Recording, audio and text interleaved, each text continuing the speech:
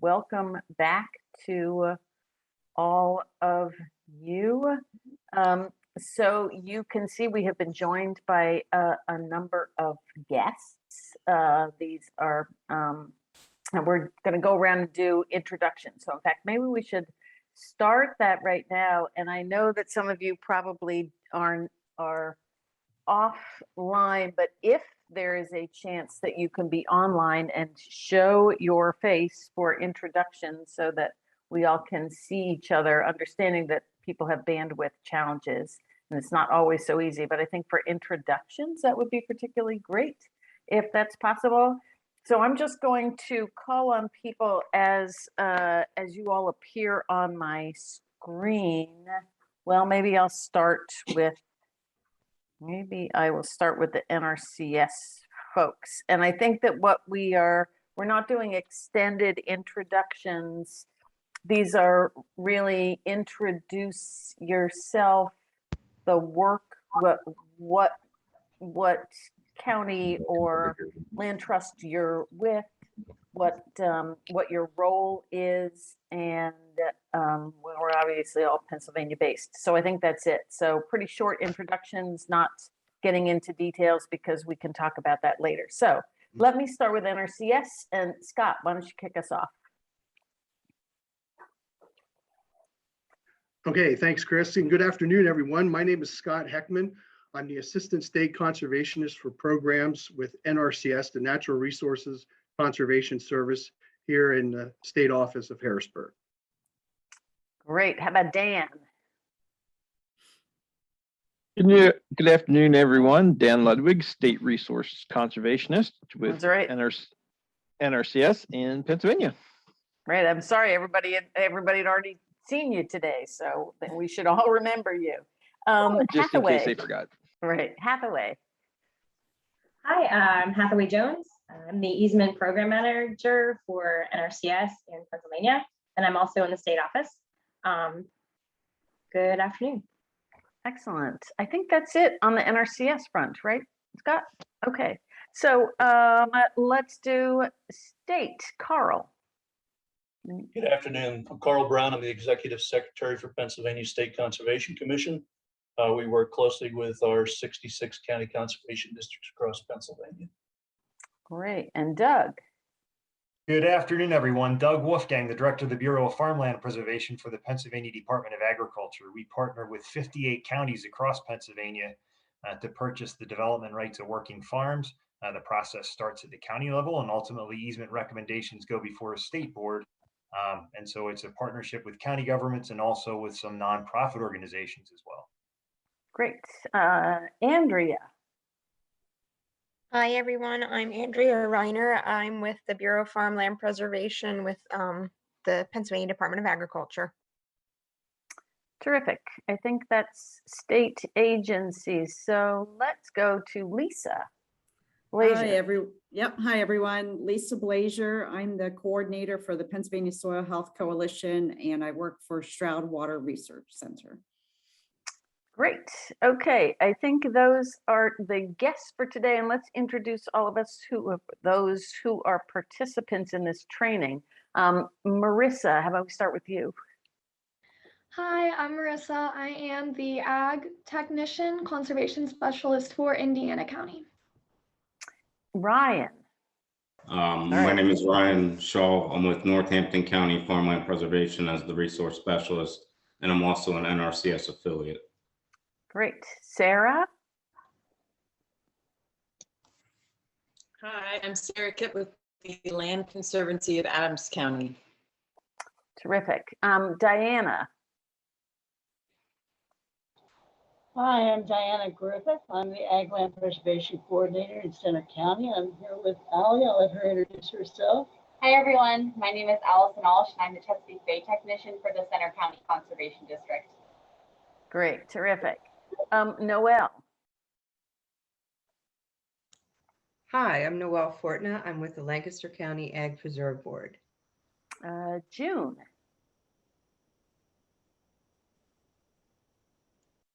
Okay, sorry, I had to unmute myself. I'm June Mengel, and I also work with Noelle at the Lancaster County Ag Preservation Board. David. Okay, David Boos. I work here in York County Ag Land Preservation Board with Preserve Farms in the state program in York County. Great, thanks. Aiden? Hi, I'm Aiden with Lancaster Farmland Trust, and me and Tyler are both from Lancaster Farmland Trust. Okay, great, thanks. Marty? Hi, I'm Marty Drook with York County Ag Land Preserve Board as a farmland preservation monitor, and I'm sharing David Boos video, so that's why I'm sharing. I was wondering about that. I see you in a different spot. Yeah, you Betty. have some feedback. Betty? There we go. Betty Reefer, Westmoreland County Agricultural Land Preservation. Great. And Mary? Hi, I'm Mary Trunzo from Westmoreland County Land Preservation Board. Great, thank you. Scott, we should start in, and again, I've described this to participants that the point of this session and the purpose of it is to help strengthen connections that folks who were working with farmers and landowners on protected land know who to connect them to if they are interested in addressing resource concerns and specifically looking to improve their soil health. So what are the available programs that are out there that they can refer people or can talk to landowners and farmers about, and who are the people they need to know? Who do they send people to? And so starting off with NRCS, which obviously has a wealth of resources, we felt that that was something to do. So Scott, turning it over to you. Okay, thank you, Chris. I'm going to just talk about assistance available to landowners and producers to help specifically promote soil health. But basically, if you could look at these next few slides as information for navigating conservation programs from our perspective. Next slide, please. So my key talking points are going to be to really quickly go over just soil health management, give you a quick definition about that, talk about the principles of soil health, practices specifically related to soil health, get into some conservation technical assistance that we offer, as Chris also mentioned already, talk about specific financial assistance that may be eligible for participants, landowners to sign up for. And then if they're interested, how do they go about signing up for USDA programs? I want to mention about the State Technical Committee. I think it's important to know for this group, especially if they're interested or already involved, and then share with you some helpful links and additional information that would benefit you. So next slide, please.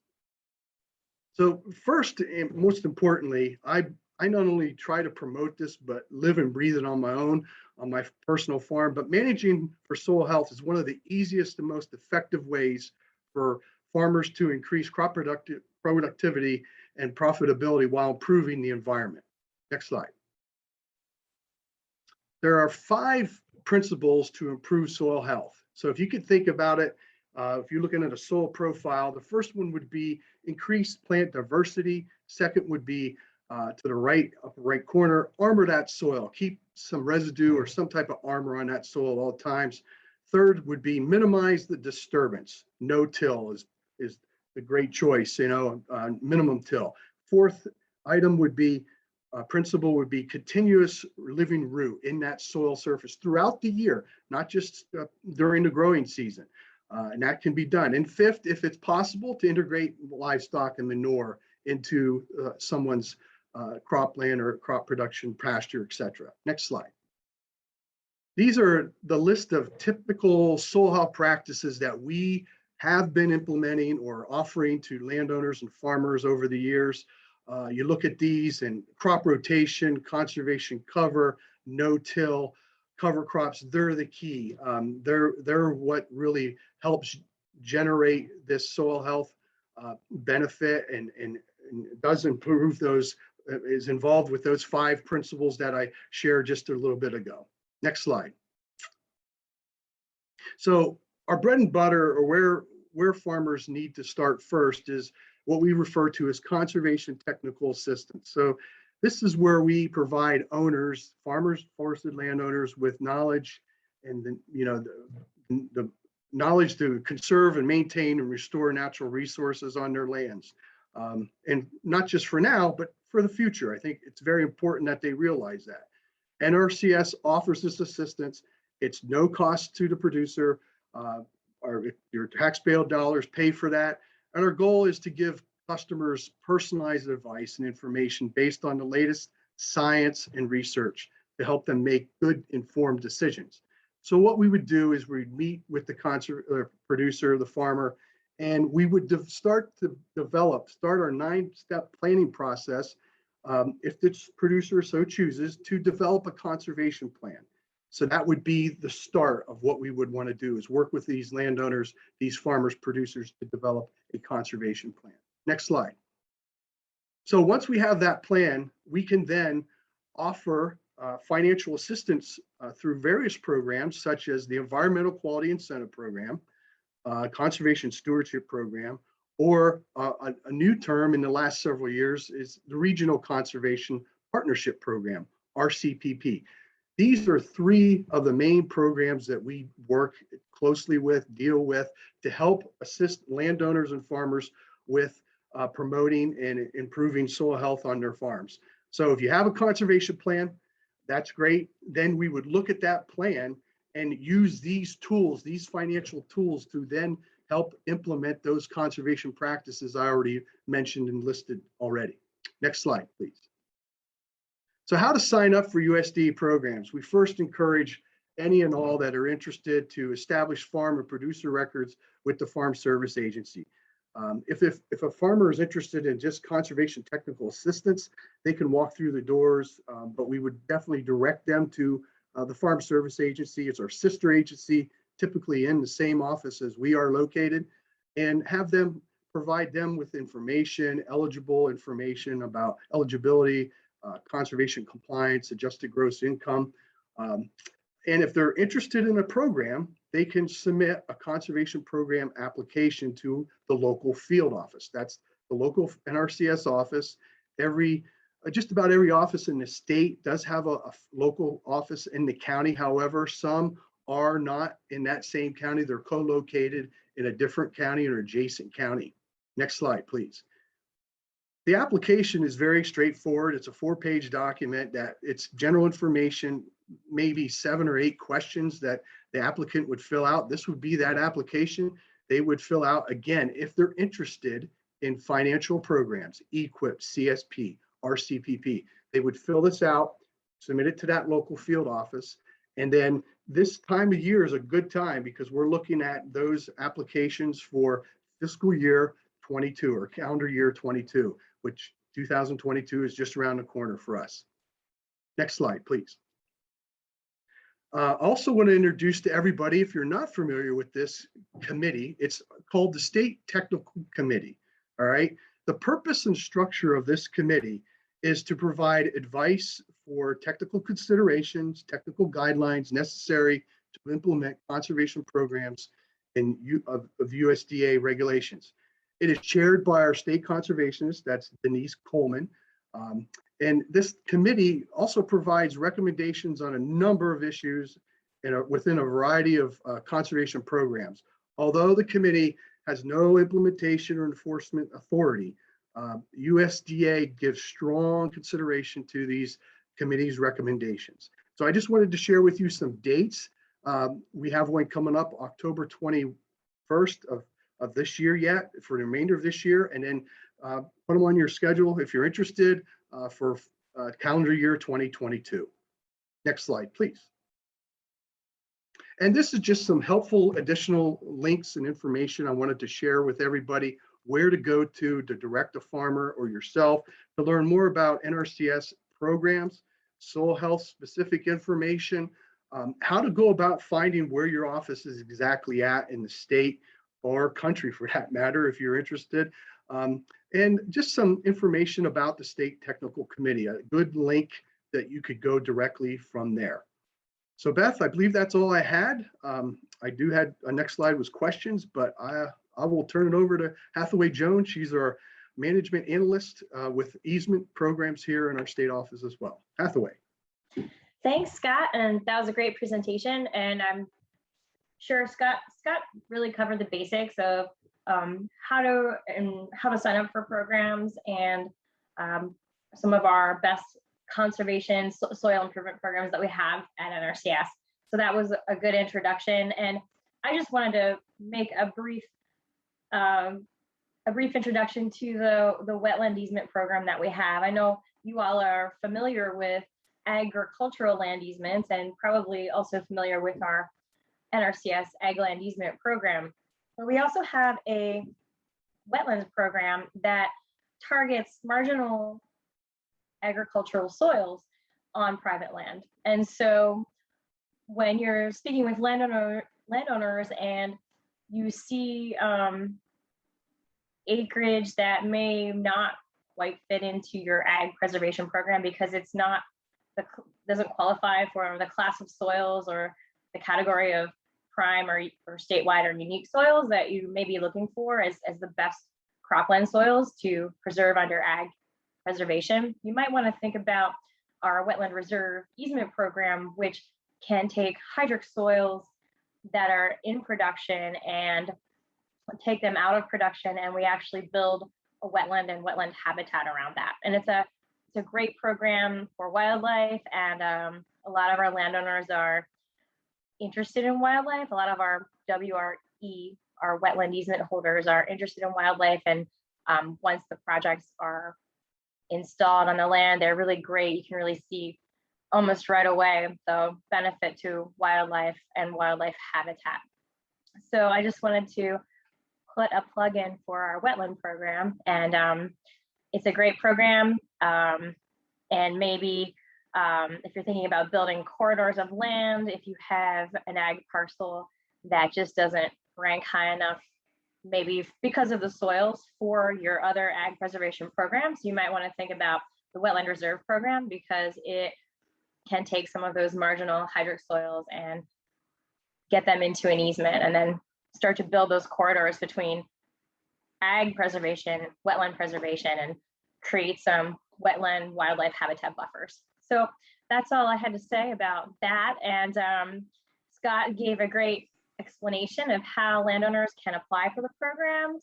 And the WRE program even is on the same application form as the other programs that Scott was talking about. So I don't know if you saw that on the form that he showed, but application process is the same. So keep that in mind as another tool in your soil conservation tool belt. And it's a great program to talk about with landowners who may already be interested in conservation easements. So that's all I had to say for that. And I'll turn it over to the leader, the speaker, for the next presenter. Great, thank you, Hathaway. I suspect that folks have questions for NRCS, but let's hold them and do the state. And before we get to Carl, to you and Doug, I neglected to let Michelle Perez introduce herself because you weren't a participant or a speaker, but you're here. We're glad to have you join. So why don't you introduce yourself? Thank you, Chris. Hi, everybody who hasn't heard from me already, all the new folks today. Michelle Perez. I'm the Water Initiative Director for AFT, and I led a session yesterday hoping that folks find our economic environmental case studies useful as a handout, a conversation starter, perhaps with their easement landowners and or farmers. And happy to share all of those resources with all of the NRCS and Soil Water Conservation Districts and other folks on the phone today who didn't know about that yesterday or don't have access to that. So thank you for letting me listen in. Great, thank you. Okay, so let us turn to Carl and Doug. Thanks so much for the opportunity to talk about the programs that we have and the resources for farmers. I think most of the audience here is familiar with the State Farmland Preservation Program. I won't get into too much detail with that, but we'll just talk about a little bit of background. Go ahead, Beth, if you wouldn't mind.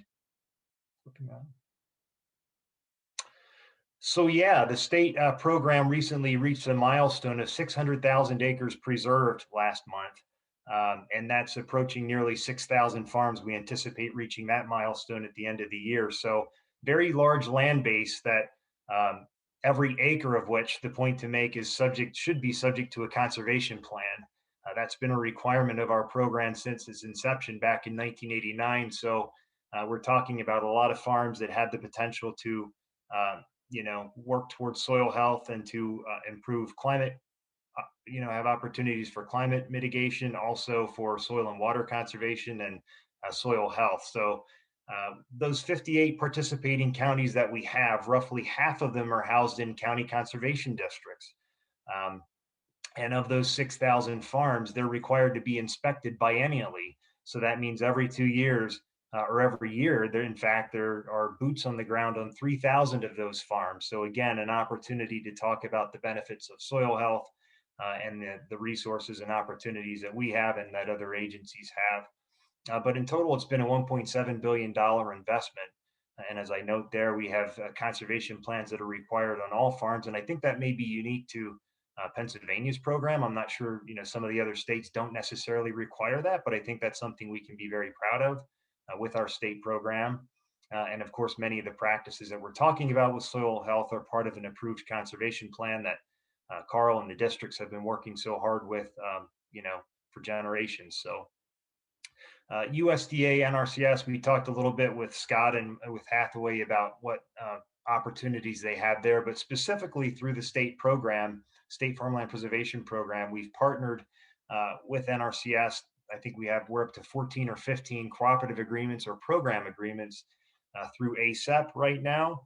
And then also the Regional Conservation Partnership Program. We've been pretty successful in recent years in that we have two of those opportunities. The first one was to install best management practices through EQIP in a 6-county area in the Chesapeake Bay watershed, and that was for $6.3 million. About $1 million of it was taken off the top for easement purchases, and the balance was obligated through EQIP. So we're very pleased with how that RCPP went, and those funds are pretty much all obligated at this point.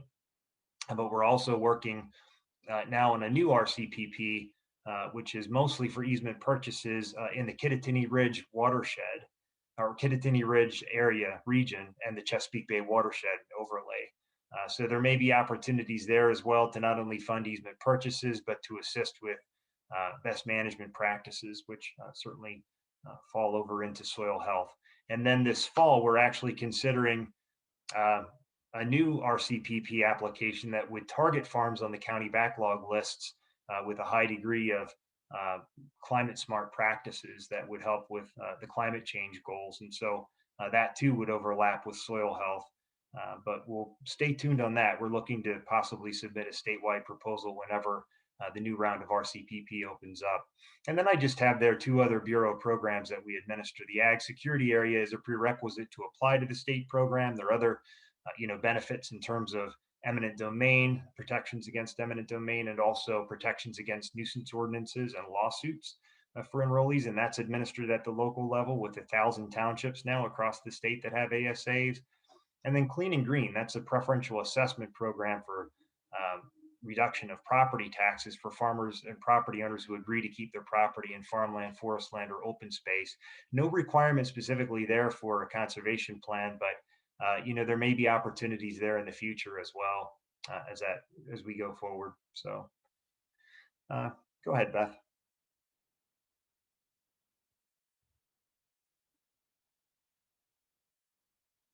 That is just a pretty recent map of the acres that we have preserved or the number of farms across the state. And you see the high concentrations of farms that are forming in the west, in the southeast and south central. So it's really pretty amazing when you look at that map, over the years and see how we've really been able to fill in those large contiguous blocks of preserved farms.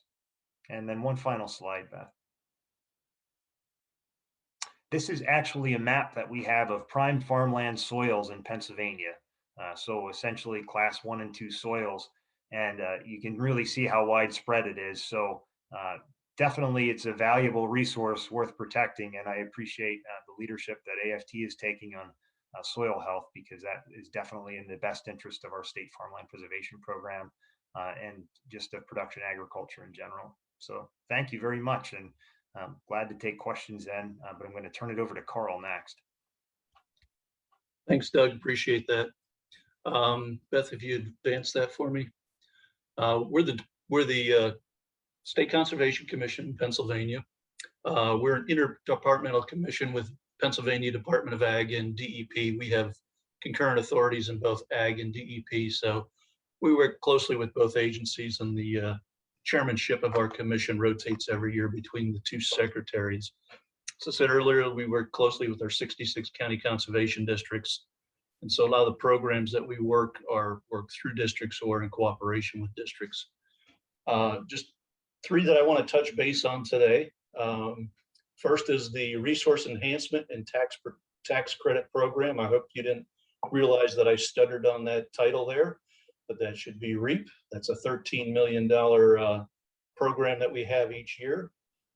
It's a program that is designed to provide tax credits for agricultural BMPs and certain equipment for no-till equipment, manure injection, precision ag. We have the law provides a farm an opportunity for up to $250,000 in tax credits in any 7-year window. So for folks that are interested in no-till equipment and others, we generally provide anywhere from between $5 and $7 million in tax credits a year for no-till equipment in Pennsylvania, as well as manure injection and precision ag, as well as ag BMPs. There are some unique perspectives or unique opportunities in REAP tax credit program for sponsorship, where industries and businesses can come alongside the farm operation for various reasons. But REAP covers any out-of-pocket costs or expenses that a producer may have on a multitude of different BMPs. So we work cooperatively with other programs. These can be built and piggyback on others. So we see routinely applications that come in for EQIP or Growing Greener or Conservation Excellence. Farmer can take, if all their costs weren't covered, they can take and combine the out-of-pocket cost, put them into REAP, and we can provide tax credits for those. Or we have producers that come to REAP directly and don't go to state or federal programs and simply use the tax credits as a way to finance their program.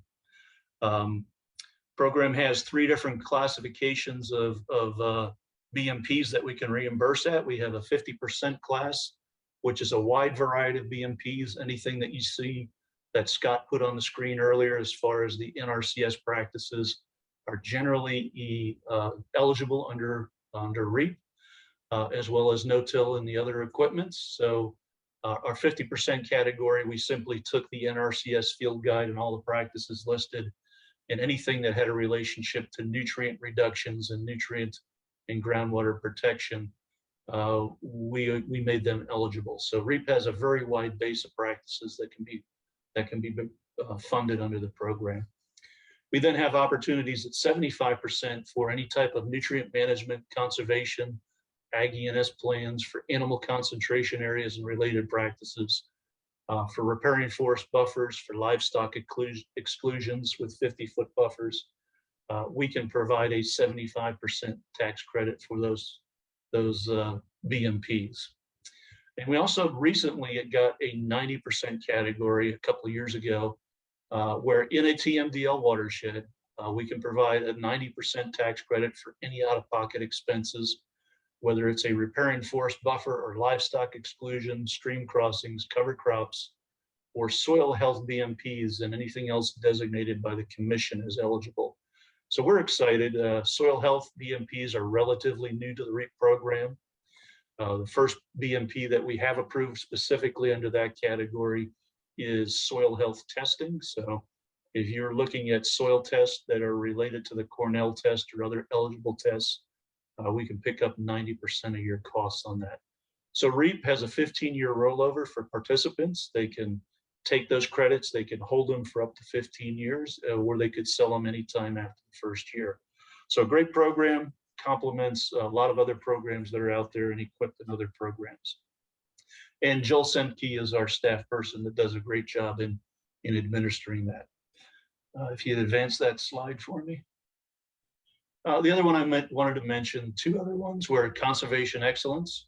It's a relatively new program. Again, both REAP and Conservation Excellence were either created or supplemented in the 2018 Pennsylvania Farm Bill. Conservation Excellence is administered through the commission. We do it through county conservation districts. And based on law, we do it in priority locations. Currently, we're in 7 Tier 1 and Tier 2 counties in the Bay watershed.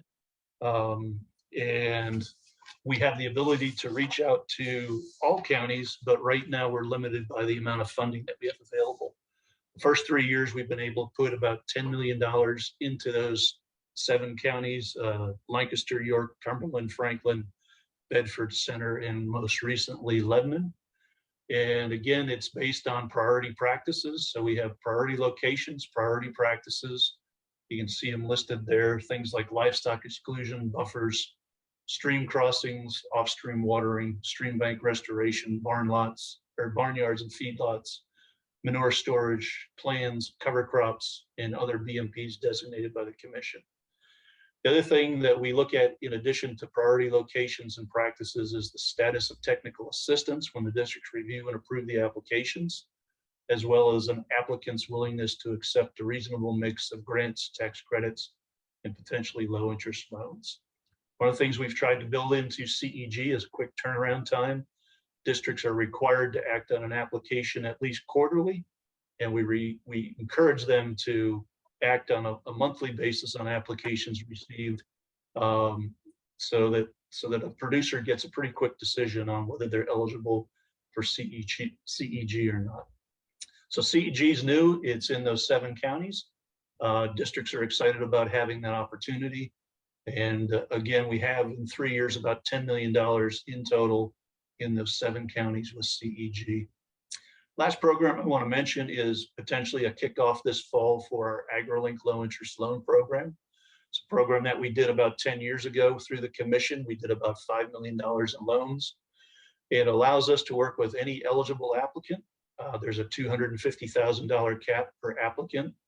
Loans can be made for up to 12 years, and we'll buy them down 3 points below market. This is all designed for a producer to work with their lender in the private sector or with Farm Credit in order to work with someone they have a relationship with. And then we can buy those rates down by, again, 3 points. A wide variety of BMPs are eligible, including many of the soil health BMPs. And we're hoping that we're going to have either a late September or an early October kickoff, releasing, I think it's $2.5 million in potential loans, again, with a 3 point below market rate subsidy on those particular loans. So 3 programs from the commission: loans, grants, as well as tax credits. And we've have in those all sorts of BMPs that could be applied to soil health.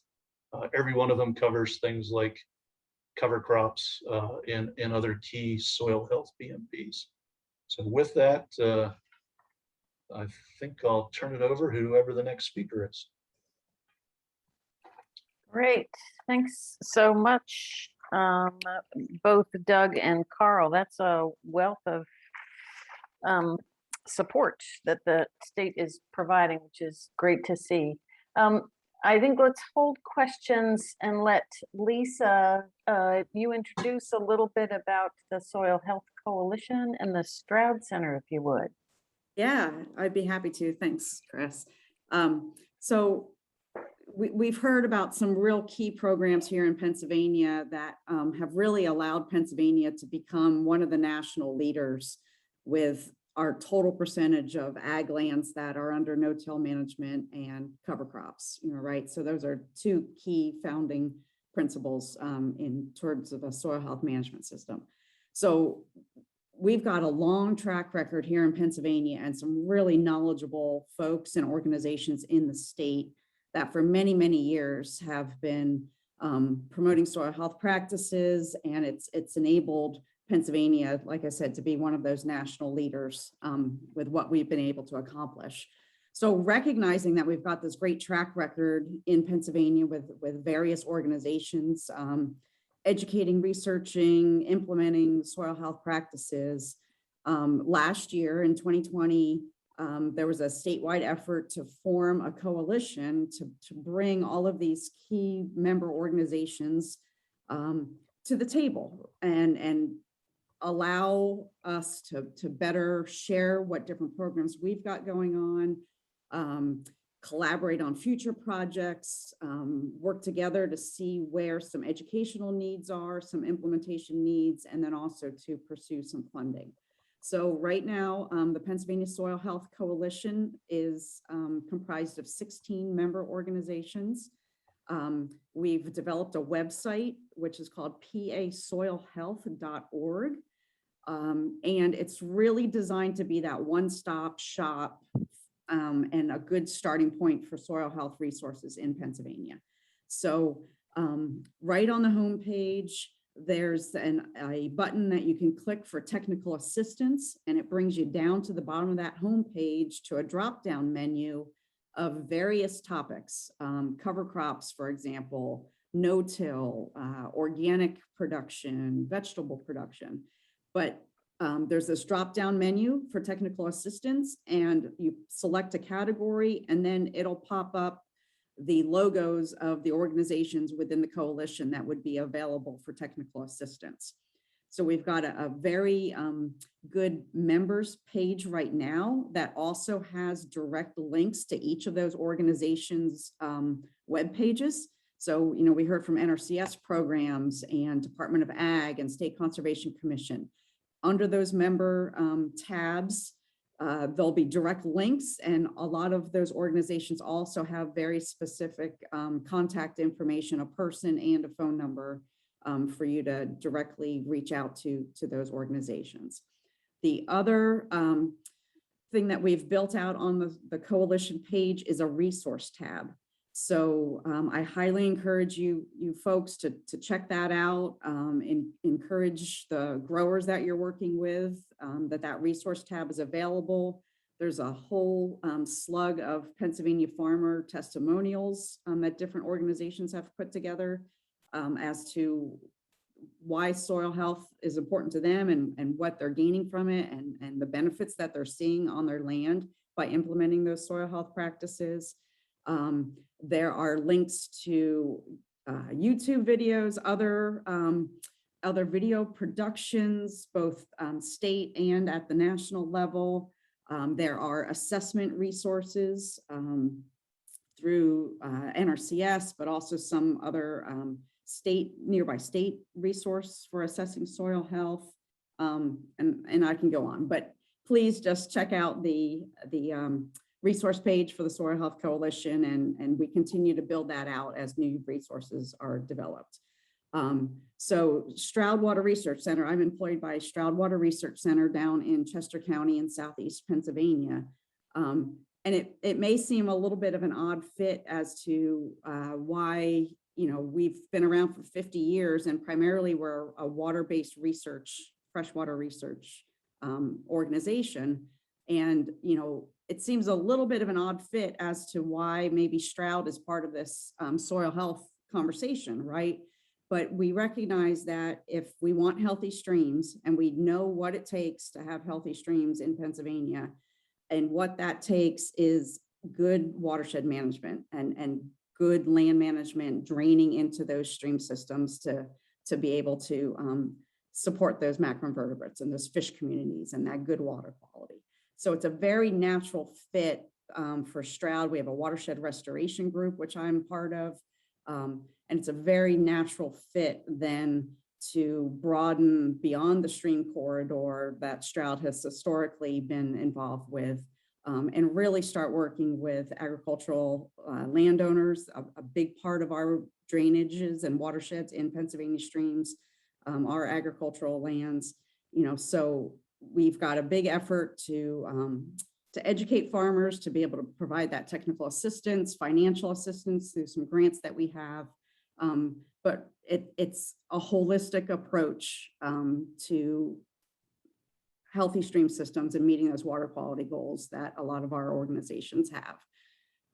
So I'll be happy to talk a little bit more about some other services that certain member organizations of the coalition can provide, Chris, you know, if we get into that discussion point here in the next hour of the program. Great. Yes, we will get to that, but let me first ask if folks have any specific questions to ask any of the presenters. So either any of the NRCS folks or state folks or Lisa. I have a question for Carl Brown. So as Center County recently received, I think now we're at $1 million for the CEG funding, and we have a majority of it allocated. However, we do have a small percentage, probably less than 10%, where, and I noticed that you said that plans could be funded through CEG, and I was just wondering if you could explain more about plan funding through CEG. While plans is not a high priority within CEG, it's an eligible practice. So in a county, if they had the need for funding plans, certainly that's something that they could take a look at. CEG is primarily intended for ag BMPs, but in a case where I think you said there was some leftover funding or funding that wasn't available for practices that were committed. So yeah, it's an eligible practice, but it's a county by county decision as to the priority that the county would want to place on that. And what county are you in? Center County. Center County. So yeah, that would be a discussion to have with the district, but it's eligible. Whether it's the highest priority or not, that would be a decision that your local board would need to be taken up. Thanks for that clarification, Carl.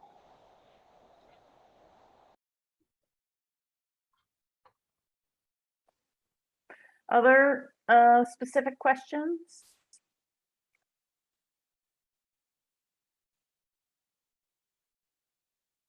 I have one. I mean, I do have a list of sort of other discussion prompts, but let me ask Doug, I was very intrigued with your description of the RCPP proposals because certainly AFT, I think, sees RCPP as a great vehicle for trying to direct conservation practices onto protected land. And it sounds like certainly that one that you were talking about, that the fall, both one of the last ones with the 6.3 million and the ones going forward are going to do a combination of easement acquisition and conservation cost share.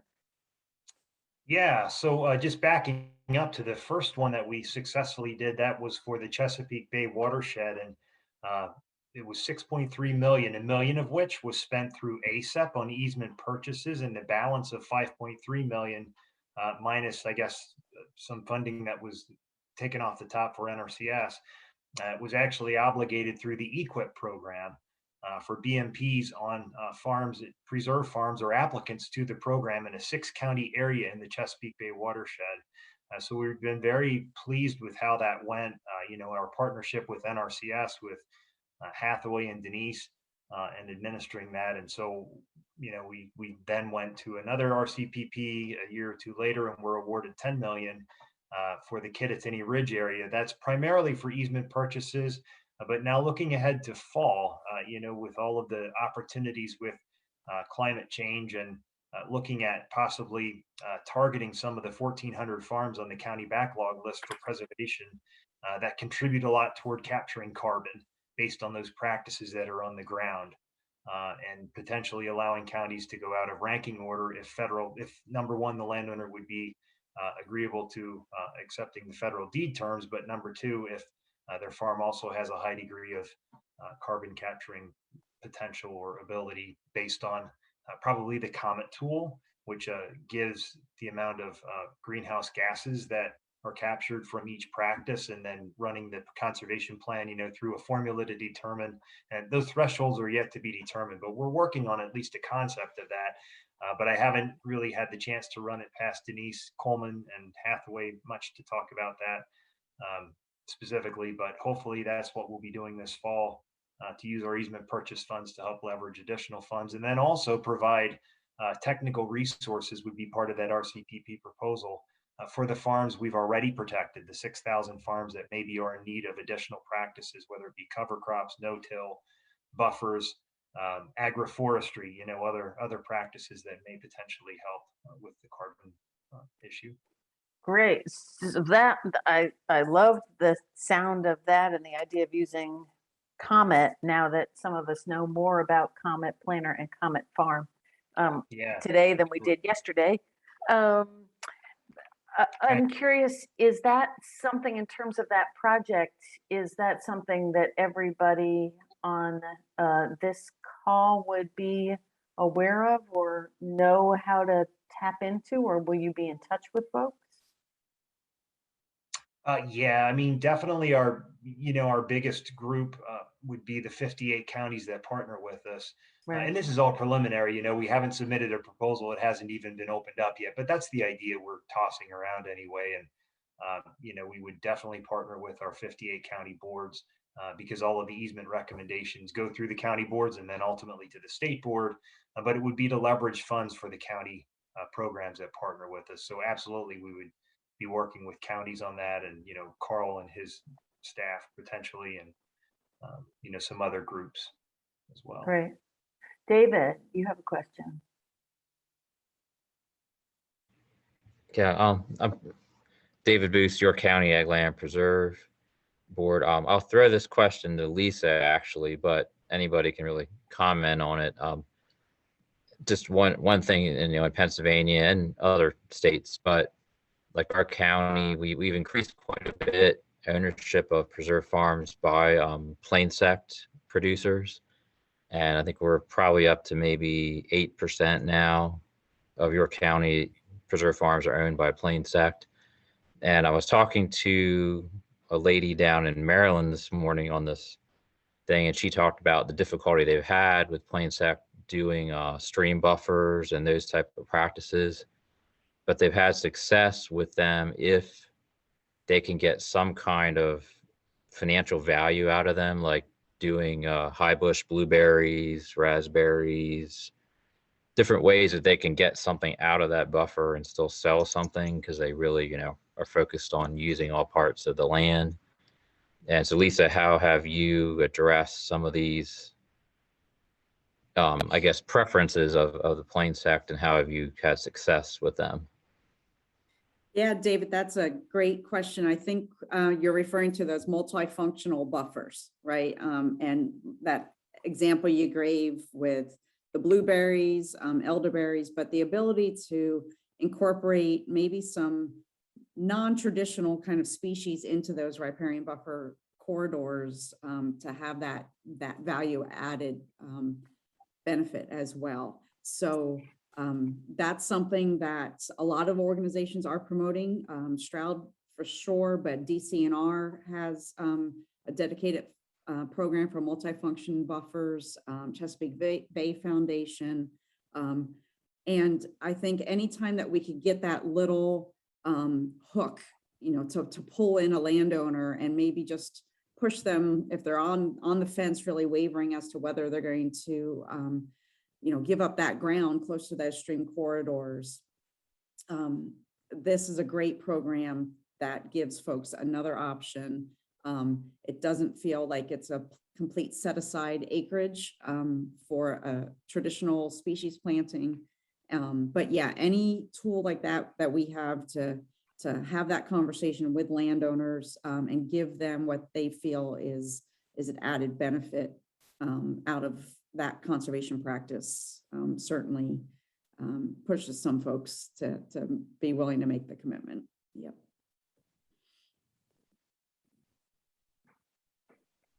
I want to just expand on David's question and maybe this is not an issue, but I am curious about whether there are particular strategies other than what you just talked about for dealing with plain sect farmers, and how easy or difficult is it to engage them around any kind of government program, and if there are strategies around that in particular.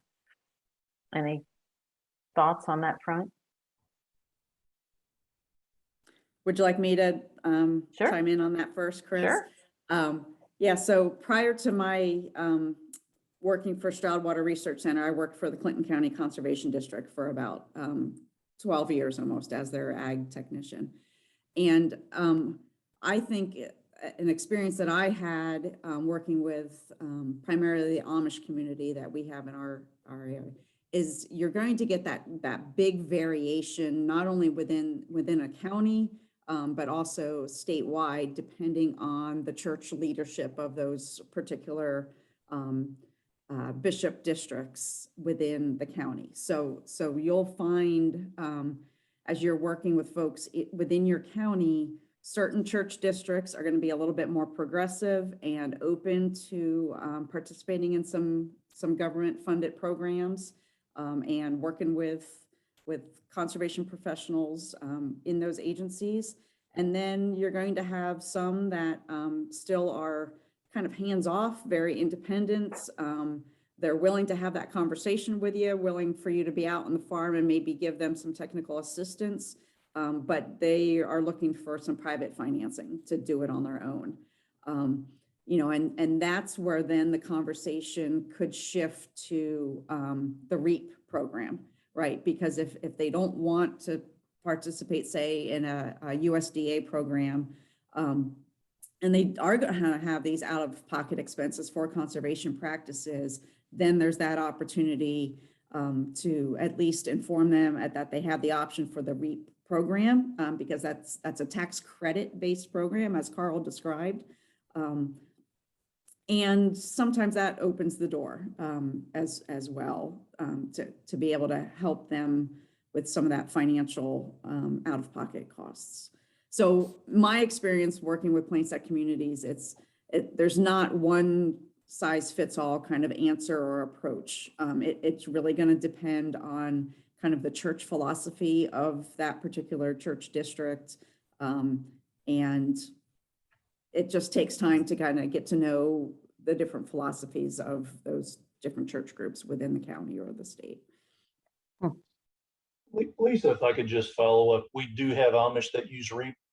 While we don't track them, but I can tell you by the names and locations that we do have Amish that are aware of and have participated in REAP. And certainly buffers are eligible under REAP. Dave, in York County specifically, I believe CEG, that buffers are eligible. York County has about $1 million in ag BMP money under CEG. I think in the last year or so, they've committed less than 100,000. So if you haven't talked to your conservation district about CEG and the opportunities with your farmland preservation community, that would be a good place to start. So.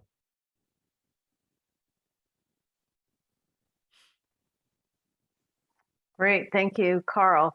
I'm noticing a comment in the chat from Marty, who it's addressed to NRCS, and Marty says, my supervisor overheard NRCS presentation and requested I ask, quote, what is the minimum recommended residue percent?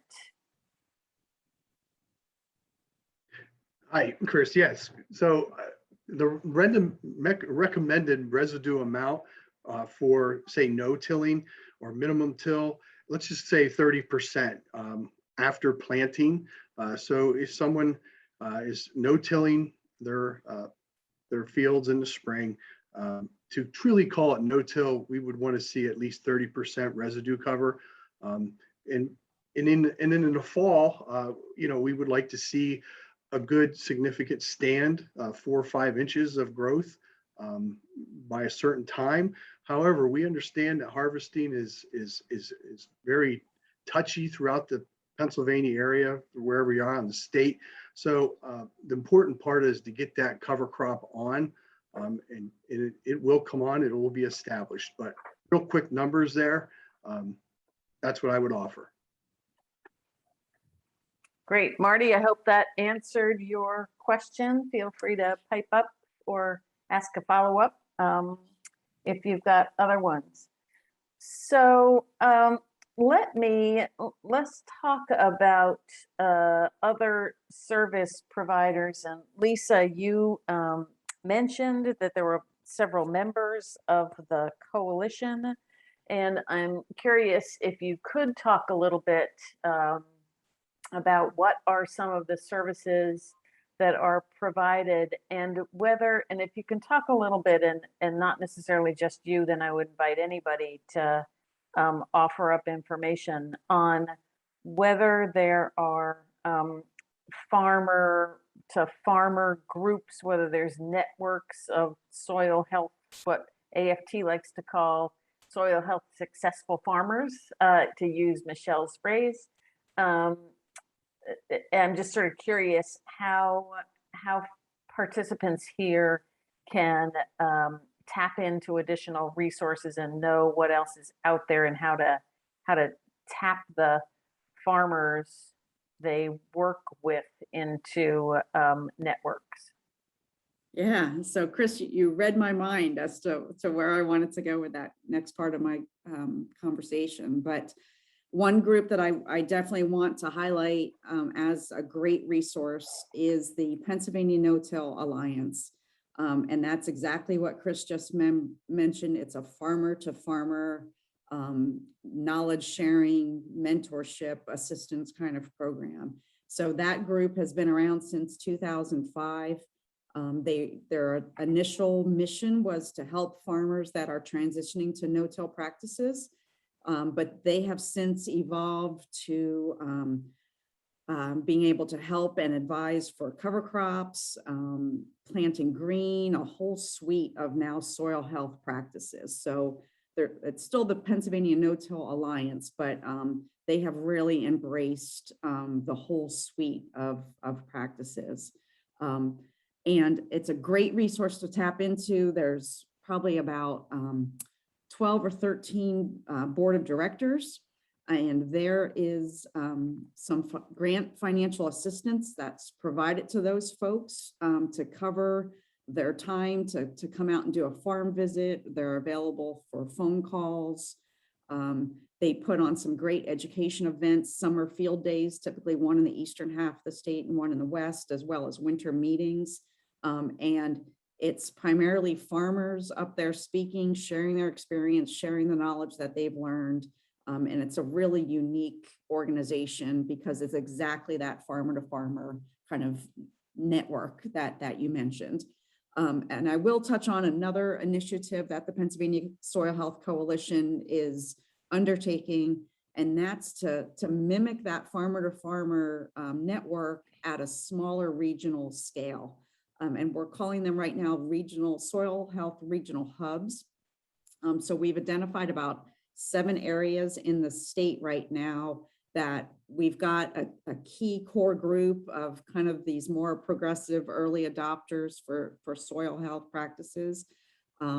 So if I rattle them off, there's a group up in Bradford, there's a group in Columbia County, Northumberland near Bloomsburg, Clinton and Center County, near the Mill Hall State College area, couple groups, areas in Lancaster County, Juniata County has a group starting up, Blair County. So we've got opportunity, if I haven't mentioned one of the counties that you're working in, but you've got a core group, a handful of folks that are kind of some leaders in soil health.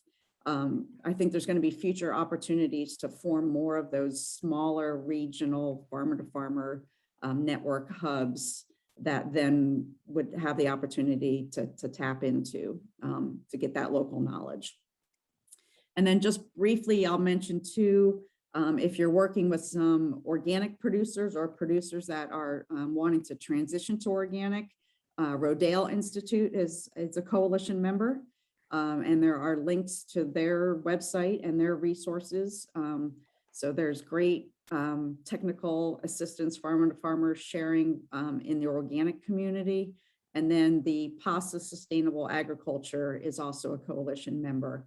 And they work with a whole wide variety, a lot of smaller scale vegetable growers, small animal ruminants, put on a lot of great educational programs to try to do that direct marketing off the farm and those added value products off the farm.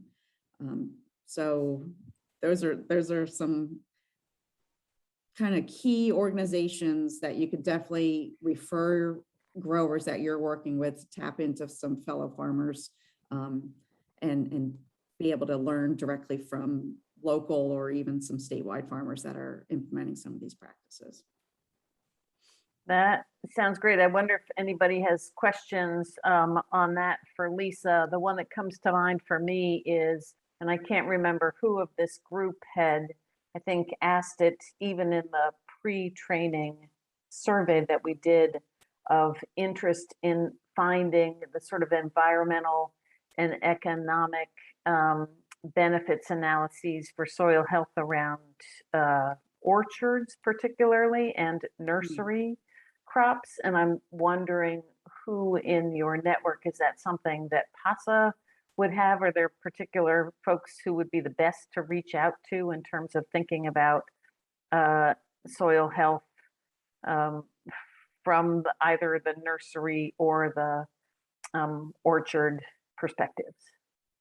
Yeah, I off the top of my head, I would think PASA would be able to help with that, potentially Rodale as well, but Penn State Extension, in their Biglerville, Adams County kind of orchard program as well. So Penn State Extension may have done some of those economic case studies as well.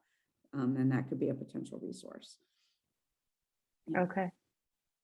And speaking of, now that you mentioned Penn State, which made me think about it, I'm curious, and maybe all of you participants know this answer already, but I'll ask it because I'm the one who doesn't know the answer.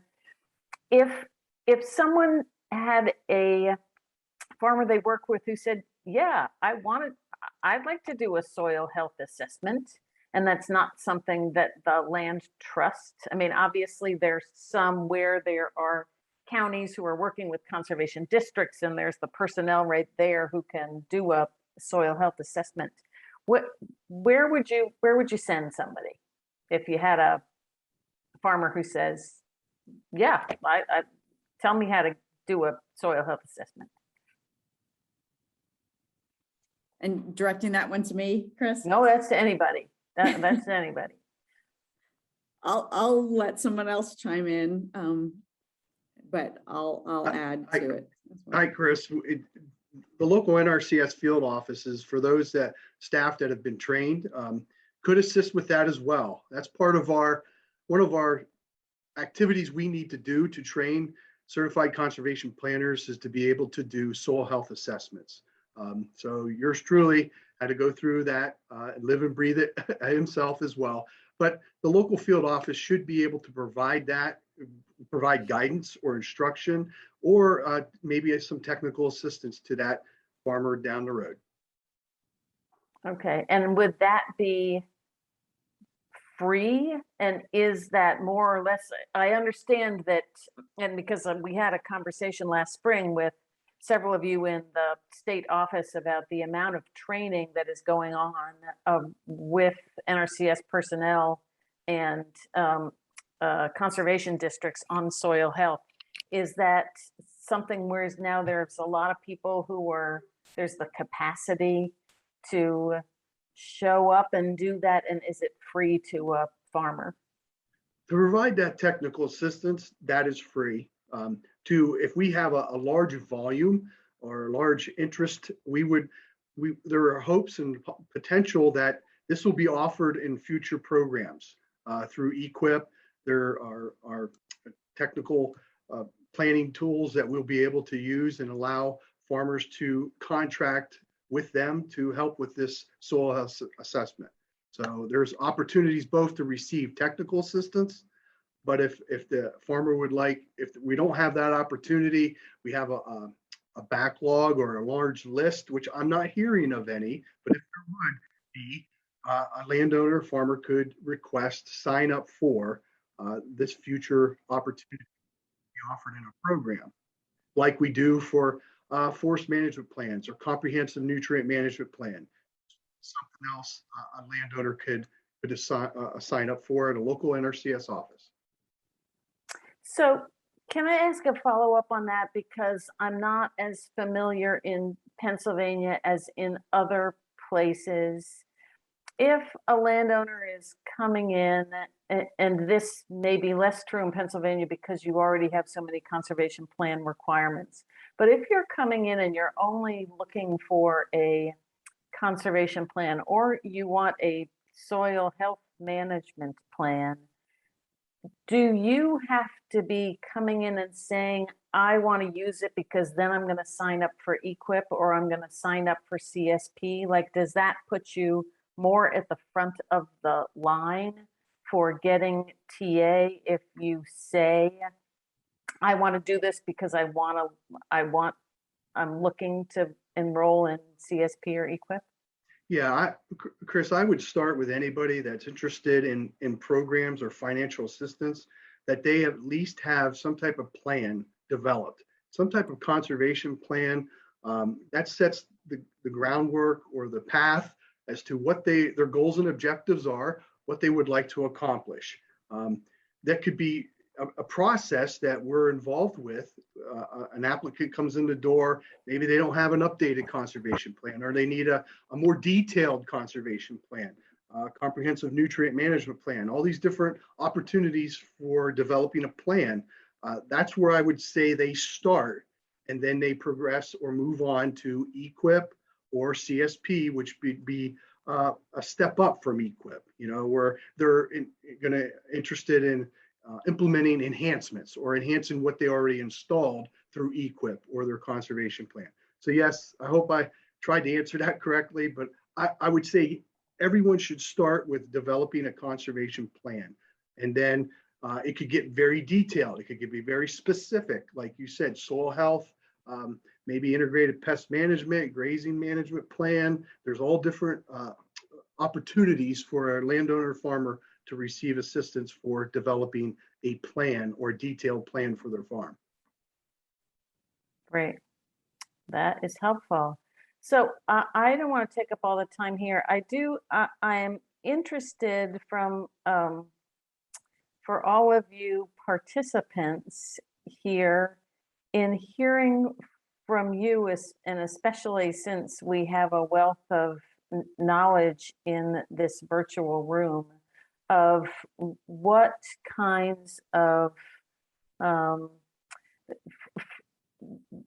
whether there are those of you who are talking to producers about signing up for either the state, any of the suite of state and federal programs, and what reactions you are getting from producers who are looking to sign up, or getting responses from that you are working with landowners or producers who say not interested. I guess I'm saying this very inartfully. I guess what I'm trying to get at is I'm interested from all of you, the folks going through this training, of how you feel those conversations are going with the farmers that you work with, and whether you feel that you're successfully able to direct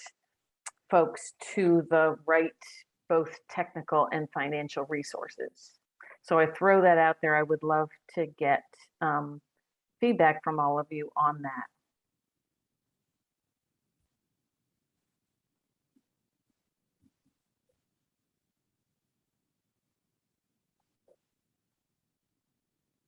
Diana. Hey, it's just Allie at the moment. There you go. But from the conservation district's perspective, we have been partnering with Diana's office, who's the Farmland Preservation Program here, and we found that that's been really successful because Diana's able to come in on the end of speaking through the legalities of the preservation program and helping farmers, talk about what is and what isn't the Farmland Preservation Program, but then also I, on the Conservation District side, can then address any of the technical resource concerns they might have and direct them in the direction of, okay, well, do you have your conservation plan? What plans do you have? And then work them through any programs that they might need. For example, a lot of farmers may not have their conservation plans, and that is a requirement for our preservation program. But we are then able to help them get the conservation plans and then submit those invoices through REAP. So they're happy on both ends because now they're eligible for the preservation program and they just got tax credits back on the cost of their con plans. So we find that that's a really good partnership. And if anybody else has experiences with partnering with their conservation district, we'd love to hear about them. Well, let me throw that out right now. Are there others of you that do have that experience and would like to speak to that? Marty just put something in the chat as a comment. So let me read what Marty says real quick, and then we can call on David because Marty put that in there. He says, my experience, most operators already know of the various resources. Common complaint that cover crop compensation is apparently not available if operator has been using cover crop in the past. So can we put that, can we get a feedback on that comment from both the NRCS and the state folks? Carl? I'll start if you want. While a lot of programs provide assistance to eligible applicants for cover crops in a limited term, you'll do this for 2 years or 3 years or 4 years. REAP doesn't have that restriction. We don't necessarily restrict you from a cover crop if it's been previously planted. So technically, if a producer wanted to use REAP exclusively for cover crops, I think we take those on either a 2 or a 3 year cycle. And you could take your 250,000 allocation and apply for cover crops, and that would mean about 36,000 a year on a 7 year cycle. And we can give you, depending on what you're planning, anywhere from 50 to 90% of your out-of-pocket costs on that. So if you happen to have a producer who's in a TMDL watershed, and the entire bay is a TMDL watershed, a single species cover crop under REAP could be up to 50, or it would be capped at $50 in total cost for a single species. And at 90% in a TMDL watershed, that would mean they would receive $45 per acre. For a multi-species cover crop, it could in a TMDL watershed be up to $72 per acre. So REAP does not limit it to acres that weren't previously cover cropped. It's a tool that can be used on any acres, even if it was previously covered with a cover crop funded under REAP or not. So I would say REAP probably has a lot of opportunities, either in TMDLs or otherwise, to provide some support for those that are truly interested in doing cover crop work. Okay, thank you, Carl. Scott, did you want to weigh in? Yeah, real quick on that, Chris. Unfortunately, presently, NRCS does. So if a real quick example, if someone who was interested and participated in one of our programs, used the single species cover crop mix, basic cover crop mix, say rye, for 3 years, we would look at that producer operator as they have adopted or at least have tried that. They would not be then eligible for sequential or additional years above and beyond that 3 year period. However, they could be eligible for a multi-mix cover crop, a different, more than 3 or more species of a rye or cover crop that they could go above and beyond through either EQIP or CSP. So I say that, unfortunately, at the present time, that's true with us. Once someone has adopted or used that practice for 3 years, they would unfortunately be no longer eligible for that. Stay tuned. Maybe who knows what the future would bring from our perspective. Okay. Great, thanks, Scott. So I'm going to keep going. David, I see you, but I'm going to keep going in the cover crop vein here, because here's a question from June who says, could someone address crop insurance and cover cropping? I believe it was mentioned that if one has cover crops, he or she, that there is an impact to crop insurance. Is there anybody who's the crop insurance guru of this group?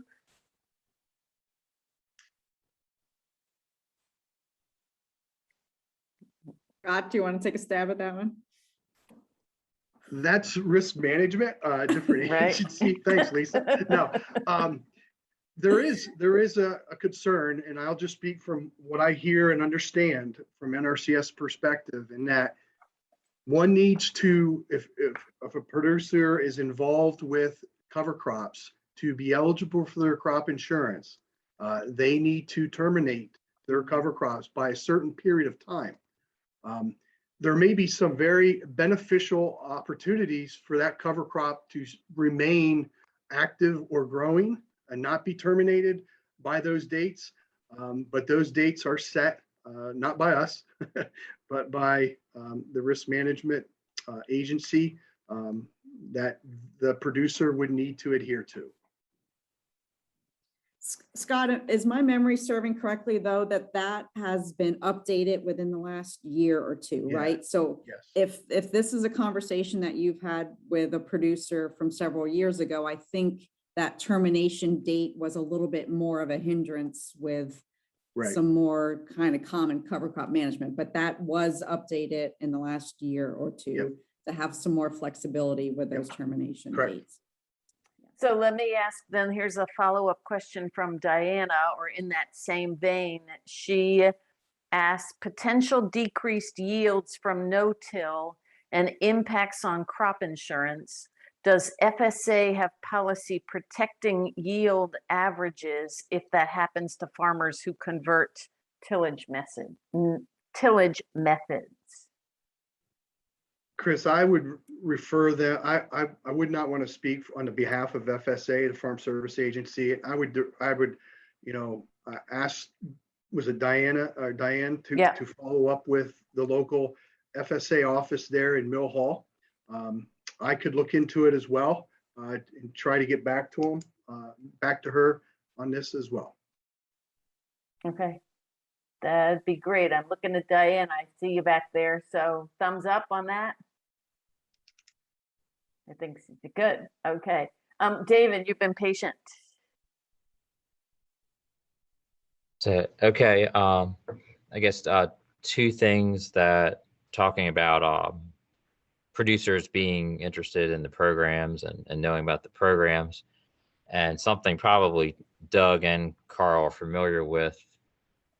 Two sides of that can be a hindrance, I guess. On the one side, I guess in Pennsylvania, we've made a lot of changes to the law with DEP and Chapter 102, where we have the Ag E&S plans now, which are, I guess, fine for all the basics and everything, but usually it's a lot more private planners doing that, and you don't have quite the, I guess, the NRCS backing and training with that. I mean, they're maybe certified planners, but there's a lot more farmers kind of doing things on their own, so to speak. I'll do it myself. I'll get a private guy. And so that doesn't always lead to them being as knowledgeable or willing to go with a program. And that coupled with, I know some of our farmers in York, they're kind of do it themselvers, like we'll say about, hey, you need these waterways or this or that. And they're like, okay, I'll do it. I'm going to fix it up this year. I'll take care of it. And I think the livestock programs are more interested in NRCS and funding when they do like the manure storages, when they do the ACAs. They seem to go with that, but not so much with working with soil health and waterways. They seem to be do-it-themselfers right now. That's a trend that I've seen. If anyone wants to comment on that about Ag E&S plans, has that changed the landscape? I know Doug talked about conservation plans and on all acres. I'll offer a point of clarification. Dave, you said we've changed the rules and the regs. The rules and the regs for Ag E&S plans were implemented in 1974 and haven't substantially changed since that time. What we're doing now is we're putting emphasis on actual enforcement of those Ag E&S requirements. And in Pennsylvania, the law says that you have to have an Ag E&S plan, or you may use a conservation plan that meets Chapter 102 in order to satisfy that. So Pennsylvania has not significantly changed rules and regulations as it relates to plowing and tilling. It's simply that there's a more active enforcement of those rules and regulations. So, they've remained fairly constant since the mid-70s. There is flexibility if you simply want to meet the state requirements for conservation, having either a manure management plan if you have livestock and aren't a CAO or a CAFO, and having an Ag E&S plan, you can do that. But the bottom line is if you want to apply for federal programs, they're going to have to comply with the requirements to have a conservation plan that meets NRCS requirements. So they have that opportunity. If they truly want to be do-it-yourselfers, they have that opportunity under state law. Some people have the capability to do those things, and others think they have that capability to do those things. So the outcomes may be different depending on how much skill and expertise they truly have.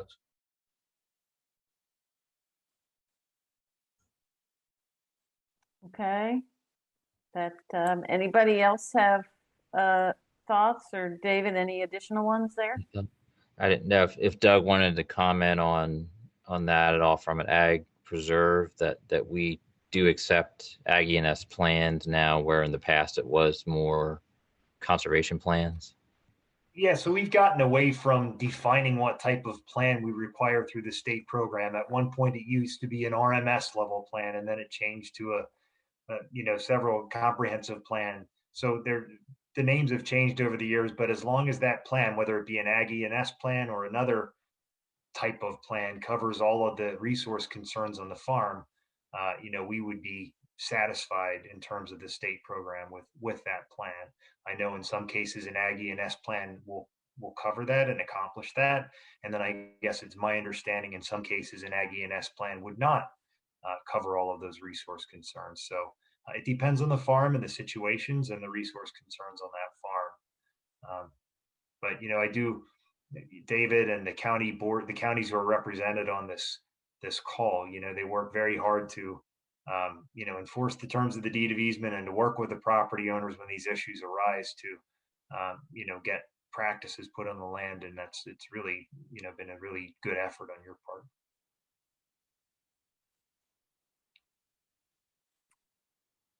Okay. I saw, and now Beth, maybe you can help me because I can't go back. I can't seem to scroll up on my comments. Someone had a question to David about working with plain sect producers, particularly around easements and conservation plans. Can you read that? Or David, I don't know if you saw that and want to respond. Maybe just read it. I didn't see it. Hey, David. We were just wondering, because you mentioned that you have several plain sect landowners, and I believe you mentioned particularly Amish landowners the landowners you are preserved. We wanted to know if the NRCS conservation plan was a requirement, but you just mentioned that the agricultural erosion and sedimentation plan could serve in effect of that. That kind of answered our question for us. But do you have preserved plain sect landowners who do have a traditional NRCS conservation plan? Oh, we do have a couple that went that route. Unfortunately, one owner was in violation, and that pretty much he had a lot of issues that an Ag E&S wouldn't deal with. So he did go through and got a NRCS conservation plan for that. There's a few others, but many of them are going with private planners, certified planners, and it tends to be more now Ag E&S. And then they need to get them a NOR management plan usually too, to kind of couple with that, the way Carl was saying. So yeah, they tend to go more with the private planners, but we have had a few dealt with NRCS. Thank you. And that if I can jump in and ask a little bit more on the planning capacity. Again, I'm wicked impressed with Pennsylvania and the amount of resources that are out there. But as we've talked about in this training, that obviously conservation plans, loosely defined, whether those are NRCS or I'm not sure I understand really what an Ag E&S plan is, but loosely defined conservation plans are an opportunity to engage both farmers and non-farming landowners around soil health. Is there capacity? David, you mentioned that there are private planners. Are there lots of those so that there's really not a delay in, and is it easy for folks to find that planning capacity, particularly if they don't want to go the government route? Okay, I'll answer that quick, and maybe some other people in other counties want to say from there. We know of, say, I don't know, 8 or 10, I guess, in the general area. We've provided like a sheet that has all their business cards on it. Like we're not to recommend any certain person, but so there's different companies in the area, private ones. A lot of them are Lancaster, York based. That, I mean, there's still some level of waiting there because they're really busy. That they're not getting things as quickly as maybe we would like even, but they usually are certified planners, and they do the nutrient, and they do the Ag E&S or conservation plan. But at least in this area, we probably need more though. Probably need some more to help out. So.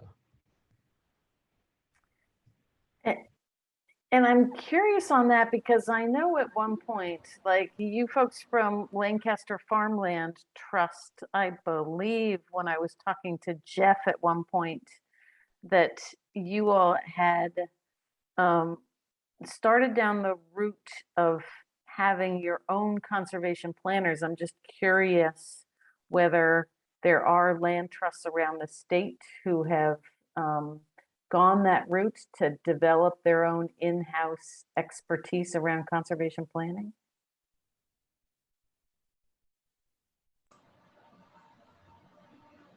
Ryan? I just wanted to chime in a little bit. I was a certified technical service provider before I took this position in conservation planning, so that's on the private aspect. There are a handful in the Southeast Pennsylvania that are TSPs. Those would be certified through NRCS, and they would be qualified to write the additional resource management plans that Scott was discussing before with the soil health assessment plan, or the comprehensive nutrient management plan, or the forest management plan. They are out there, but there's few and far between, and they're stretched pretty thin with all the work. I know some of the land trusts, like Natural Land Trust down in Chester County, they actually train people or send them through the NRCS training process to become certified planners as an affiliate through NRCS. So I don't know if Scott can discuss that more, or if Dan is still on the line. Sure. So the first thing to kind of keep in mind too is, there's a distinct difference between an Ag E&S plan and what we'll call an NRCS conservation plan. So yes, there are these private sector companies that can write the Ag E&S plans, and the number of TSPs that are actually certified as NRCS certified planners is pretty low. So so that's one thing that, you know, I would definitely recommend looking at is, you know, what does each county preservation board require? Do they require a full conservation plan, or would they allow the Ag E&S plan to suffice? On top of that, thinking back to the original question, The original question was like, is there enough planning capacity? And so it's helped to understand that there's the sort of two. It does seem like still there's slightly more demand potentially, depending on what kind of conservation plan you're looking for, right? Right, that is correct. But that's interesting about the Natural Lands Institute, David. Thanks for sharing that. Other questions or comments? Michelle, jump right on in. I did unmute, but I was trying to give more pregnant pause for the slow unmuters. But I was just wondering if any of the farmland preservation folks in the call had experience, going down the path with their landowner or farmer towards adopting conservation practices, only to be told and that they needed financial assistance, but the state or the federal programs were oversubscribed. Has that happened, and what did you do about it? What are the alternative pathways to making progress on conservation practice adoption?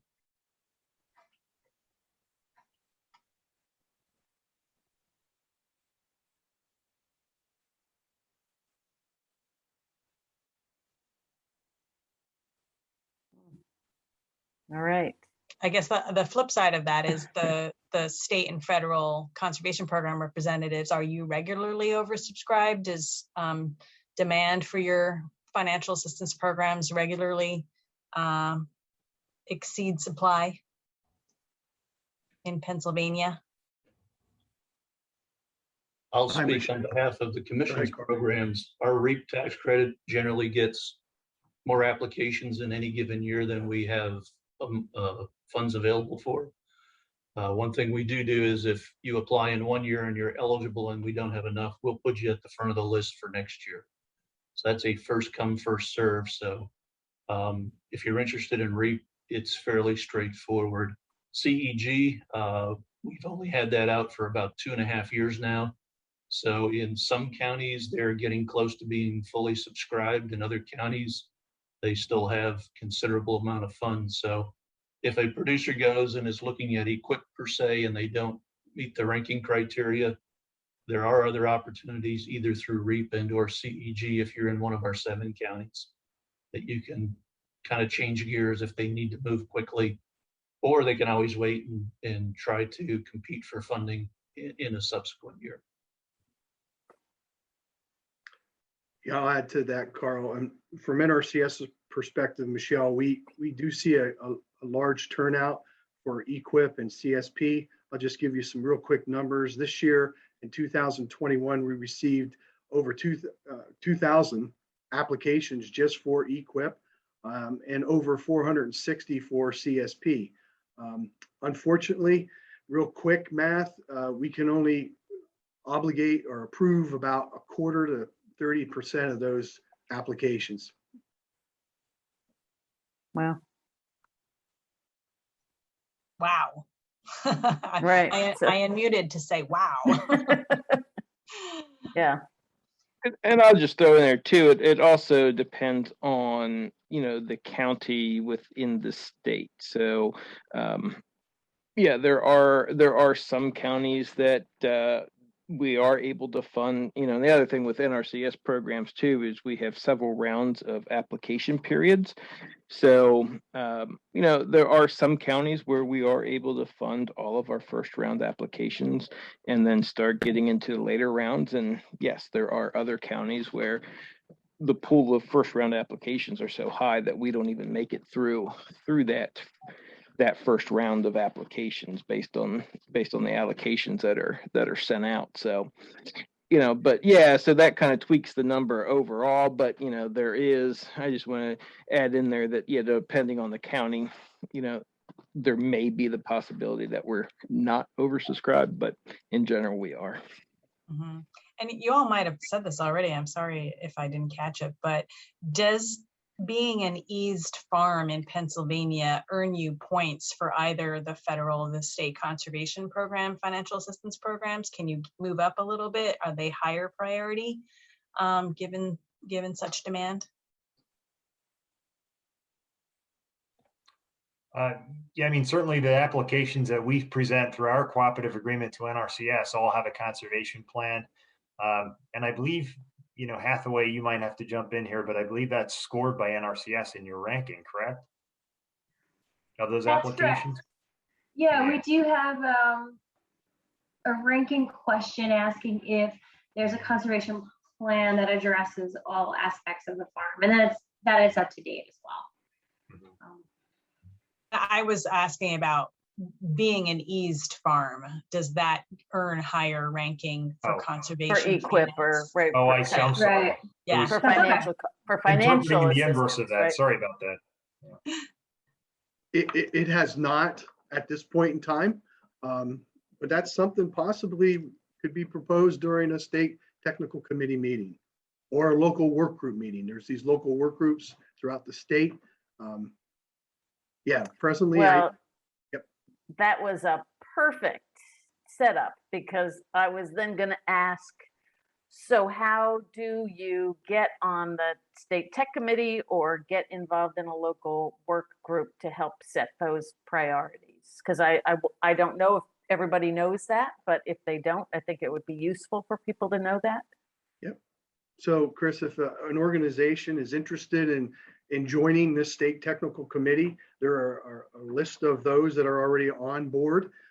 I would recommend they contact our assistant state conservationist here at Harrisburg office, Susan Marcourt. She could help. She helps coordinate those meetings and keeps that list up to date, current, if you will. If someone is interested in participating or adding input to a local work group, I would ask them to contact their local NRCS field office. Conservation districts too can assist with these meetings. But again, local work groups, local NRCS conservation district field office, state technical committee, they can contact even myself or either Hathaway or let us know here, but Susan would be a good contact there as well. Great. And those local work groups are at the county level or? Yeah, typically county, they've been in the past or at a field team. So maybe a multi-county setting. Gotcha. And just in case anybody's interested, the next state technical committee meeting is October 21st. And they typically start at 1 p.m. Okay, well, I have gone through all of my discussion prompts. I don't know if anyone has additional questions or thoughts, or whether any of you at the state or federal level have any parting thoughts that you would like to leave us with. So I'll be quiet for a minute. David.